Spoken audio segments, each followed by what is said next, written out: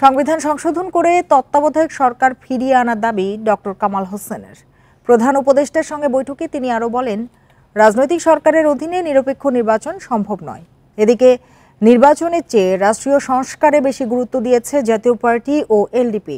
নেতাদের মতে এমন সংস্কার করা উচিত যাতে ভবিষ্যতে কেউ রাষ্ট্রের ক্ষতি করতে না পারে।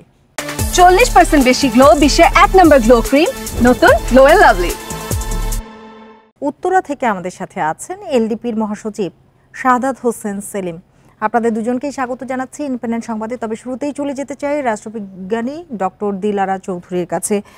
ডক্টর দিলারা চৌধুরী, যেটি জানতে চাই যে সংবিধান সংস্কার করার ক্ষমতা কি অন্তর্বর্তী সরকার রাখে?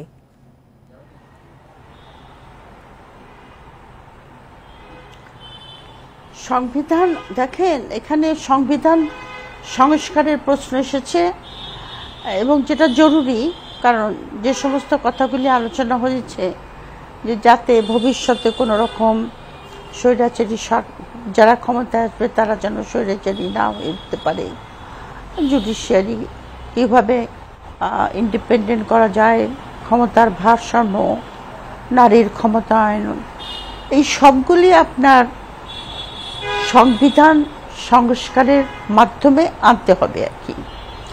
এখন সংস্কারটা কে করবে, কারা করবে, কেমন করে করবে, সেটা নিয়েই কিন্তু আলোচনা হয়েছে। বর্তমান যে আপনার যেটা আপনার আমাদের অন্তর্বর্তীকালীন সরকার যেটা আমরা বলছি, সেই সরকারের কিন্তু সংবিধান সংস্কার করে সেটাকে আপনার গণভোটের মাধ্যমে ফাইনাল করাটা তারা করতে পারে, তাদের সেই লিগ্যাল স্ট্যান্ডিংটা নাই। সংবিধান দুই রকমভাবে সংস্কার করা যাবে, যেটা আলোচনায় এসছে।